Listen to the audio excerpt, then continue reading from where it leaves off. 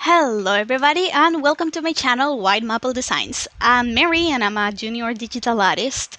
In this series I'm planning to share NPC ideas for TTRPGs or RPGs like D&D or Pathfinder. And I'll be leaving character sheets for each one linked in the description. There's gonna be a player safe version with just the basics and a DM version that will have more details on the character. You can use these characters freely in your personal homebrew campaigns or use them as a starting point or reference to create your own content. These videos are going to be split into parts. This first one where I go through the process of a boss drawing of the character and I'll try to show my drawing process as well as a brief introduction to the character. And the second one that will go more in the character design process and the lore behind them. I'd say spoilers for anyone that don't want to know like their full backstory from the get-go. This first part will have the whole drawing process from sketch to shadows. I'm hoping this gives an accurate idea of the back and forth that can go into the drawing. Mostly because while I do follow some content creators that do this kind of content, they usually are either experienced enough where their sketching just looks wildly different, or just find it more comfortable not to show the sketching in their videos and just start with a sketch on screen already.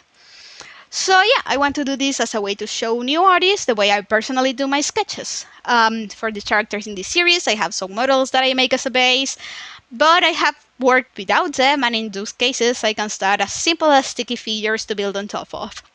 So as far as building on top of things go, I usually work on many layers. At the very least, a back, a front, and a middle layer.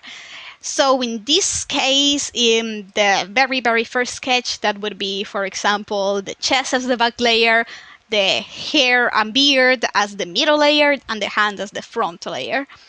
Other times, I set the layers by parts of the drawing. So, for example, the later sketches, the arm in the foreground is a sketch group made by like a palm layer, a fingers layer, a thumb layer, and a forearm layer.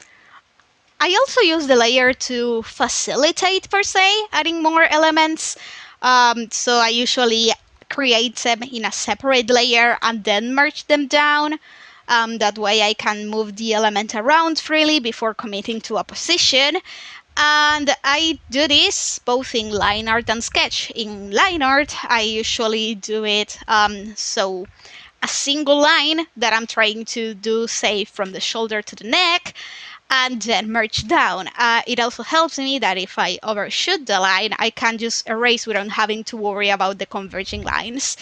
In the sketches, I usually do, as I said before, by parts. So say I draw the palm, and then I position it where I want it to be.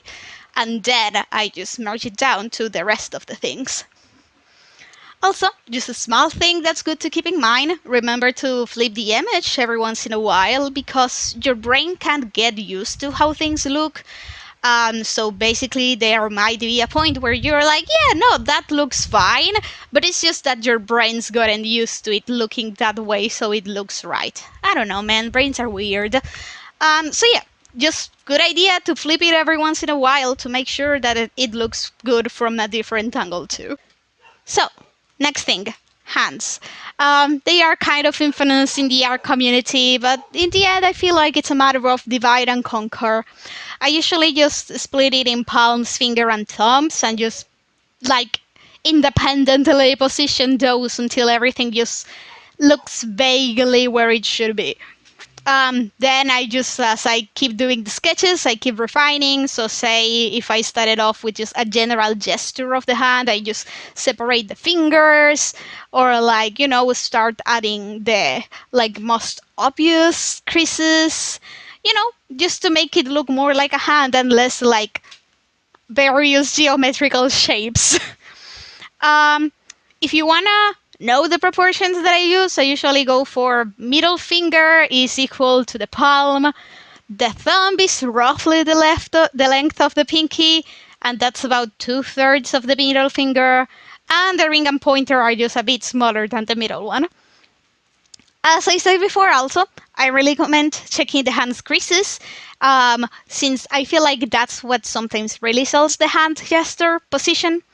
So the main ones that I think I try to look out for are the bottom where the hand joins the forearm, there's like these two bumps that you might need to draw, one or the two. And then there's also right under the pinky, the one that kind of gives the depth of the arm. And then the one that goes under the thumb that gives the movement of that little bit of meat. And then when I get to inking, I add the other details like, the division in the phalanges of the fingers or like other creases in the hand to give some texture. And in this one in specific, I still felt like there was something odd going on the hand, so I ended up moving the right side after the pinky a little bit narrower, because like I feel like that might have looked a bit too deep, too much in there. Just needed to cut it a little bit for it to work better. So yeah, I think that's about it in the technical part of things. So, the character. This is David Ravenhill, and he is a host at one of the city's dessert restaurants. Dessert. He is very popular, like more on the side of being good eye candy than being particularly charismatic. He is a big flirt and someone that can lift your spirit with ease. He can pretty much just reliably be found in his working hours, managing to keep his private life a mystery, which may or may not contribute to his popularity. He rarely talks about himself, and he's really good at that, talking a lot without giving anything up. So yeah, honestly, that's about it for this character. As far as player safe information goes, I really hope you enjoyed it and the tips and tricks that I shared. Again, as I said before, the second part is gonna have some spoilers since it's gonna be on my process of designing the character and the lore behind them. So if you want to leave the video here to avoid those spoilers, I just want to say I really appreciate your views and would love it if you could just like and subscribe to the channel so you don't miss the next video. So, on to the lore. When he was little, he lived with his parents, but was not all that close to them even then. He resented them for what he considered settling for such a mundane life, and for how much they pushed him to follow the same path, not letting him decide how to live his own life. He started sneaking out whenever he could just to have some space to breathe. He stumbled upon the underground competitions of pure accident, but was immediately enthralled by the sport. He started participating here and there, spending more and more time out of the house when his parents were away at work. Eventually he ended up becoming one of the better climbers of the ring, the kind that almost never had falls that resulting in anything more serious than a sprain. Eventually he did catch the eye of a rich guy from the capital who convinced him to head over and be part of his team. Not that he needed all that much convincing, given that his parents were being more and more pushy as years passed. He was good in that team for just some solid years, but eventually it just started to feel a lot like back home, with people trying to pull him in different directions and expecting him to follow along. He was not about that, so he just resigned. It was kind of this big argument, the typical, I got you out from your middle of nowhere town, you owe me kind of stuff. So yeah, he was pretty much cut off from any financial backing and had to figure himself on his own. He got lucky that a dessert place was looking for servers, because he would have been in trouble soon for lack of money.